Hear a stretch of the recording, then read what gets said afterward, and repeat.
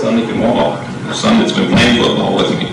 I said to him, he's in the hospital, I was talking with him, I said, Trevor, I said, you think you're going to be able to play football with Daddy this summer? He said, Dad, he said, I don't know if I will this summer. He said, but probably next summer. Well, you know what?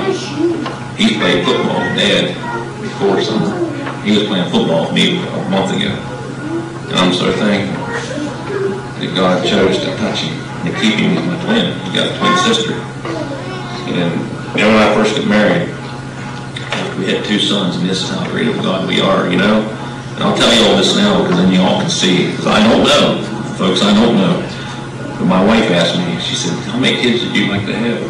I call them children. You know what I mean when I say kids, but anyway, I said, well, I just looked up and said, Lord, I said, if you hear me, and I said, if you wish to, I said, my request to you is to have 6 boys and 2 girls. Just always wanted a bunch of boys. That was it. I just put my request in back 10 years ago, 12 years ago. Today, we have 5 boys and 2 girls. And we got 1 on the way. I don't know what it is. But my wife got 1 name picked out. Of boys. Yeah, and I said, when I think about it, I don't know what he's going to give me. I'm going to be happy with whatever God gives me. But I said, if I get a boy, I'm going to have to cry. To think that I serve such a God. And if not, he has a better plan. You know what I'm saying? So, I mean, I say that because when this happened, I thought, Lord, this wasn't in my plans. Well, surely wasn't in my plans to lose a son. I asked you for 6 boys and 2 girls. And I know he could always give me another, but I didn't want another one.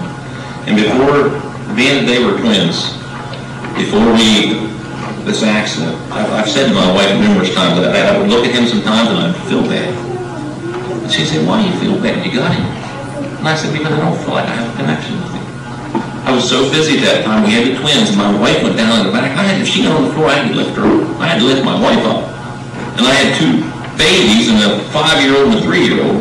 And here I am in the middle of the night, and one starts walking. I get up, and man, I'm just dead. I said, man, Lord, just give me just a little sleep, you know? And I'd take him, and this was only a short period of time there, but I'd take him over, and I'd have to give him to her nurse. And next thing I'd get that one down, and I'd be laying there, next to her. I just wanted anything, the worst way is to sleep. And through all this, I just felt like I didn't have that connection I had with my other sons. You know, the one-on-one, I do this now. If you see me, if I go over, I'll just pick her up and I'll kiss her and I'll whisper, your daddy loves you. I just tell them how much I love them. And I mean, God just blessed us. I mean, for me, and I know he did the rest of me. I said to my wife, he blessed me with kids, and I said, you can't help but love them. And so anyway, I said, I just never felt like I had that connection. But you know, me and him can look at each other now and look at each other in the eyes. And I can feel the connection. I can feel it coming back from him. God put us together for 3 weeks. It connected me with my sweetest son. I mean, there's times he'll come up now, and he didn't do this before. We'll be walking into the barn or something, and Trevor will just come up, he'll run up behind me just to bounce, and I can just see he's so thankful and tickled that God, that he can walk. Because he didn't know if he was going to. I mean, this little boy was sitting there watching all the other kids. As a matter of fact, he was in a wheelchair. He was outside playing tag with him in his wheelchair. When you look at it, you never know if he's going to get up and run again at the time. You know, we didn't know what God said he's going to take care of him. We didn't know to what degree he's going to take care of him. I didn't know. I just asked God to take care of him in his time and his way and to his glory. And he'd run up many a time and just touches my heart and it makes me go, he'll run up and be jumping just like, he looks at me and he can just say, he just knows he got the dad approval and he'll come up, put his arm around my waist. And I thank God that we have that. I didn't have that connection. But it's a blessing. Children are a blessing. They're a blessing from God. So anyway, this house is a graveyard. My cousin lived there. A lot of people's there, but I mean, we was there. I get this phone call. Here's Dr. Mouster, the doctor that prayed. And from that Saturday, we saw that leg healed. From that time on, a lot of times when I call people, where you hear about a prayer request, it came from the doctor. He would say, pray for this, pray for that. He started giving us prayer requests to tell our people to pray for. He didn't know who these people were. He just seen God working, and he knew prayers were answered.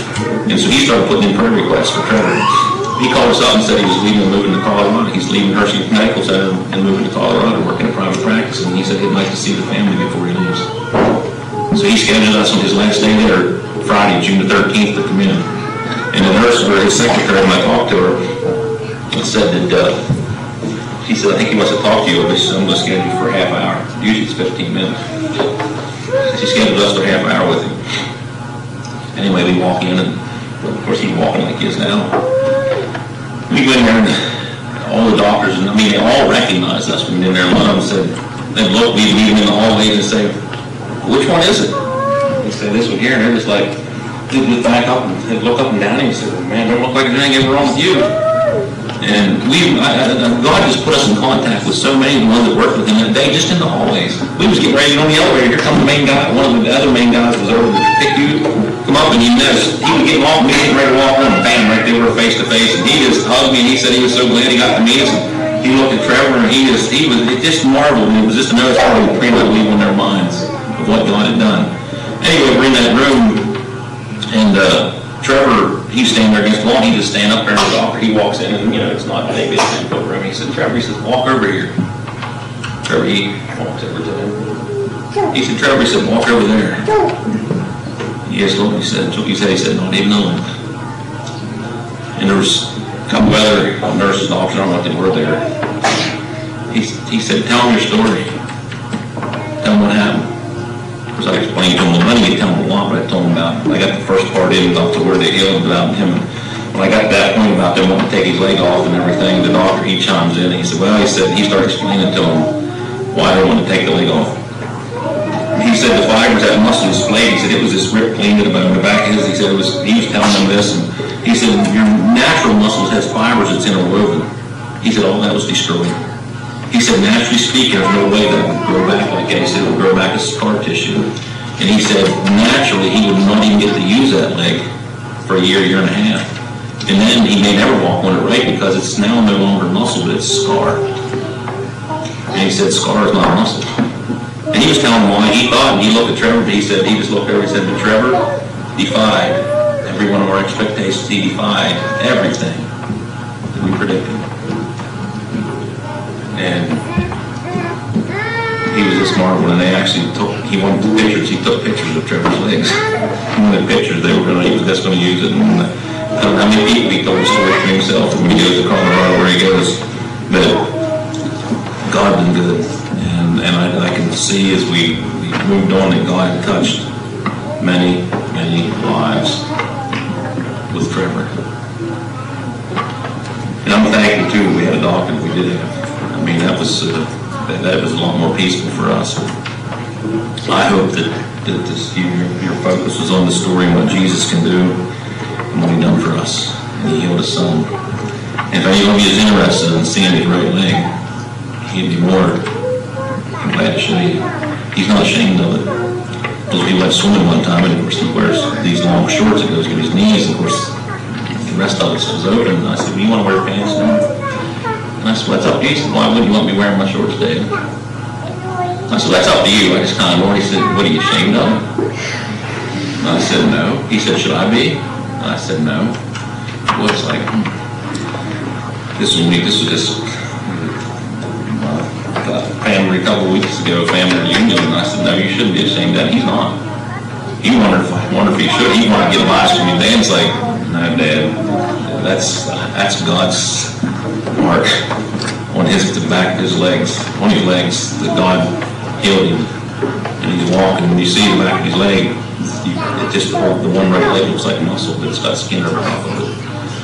So anyway, he's not ashamed of it, and we're thankful. Just praise God for him and our son. So while Trevor's here, I'm going to ask TJ to come up, and we'll sing you two songs. And two songs that Trevor sings. You Don't Know My Dad, and Walk America.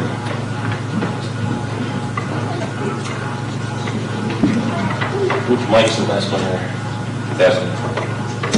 I got J-A-B. Testing.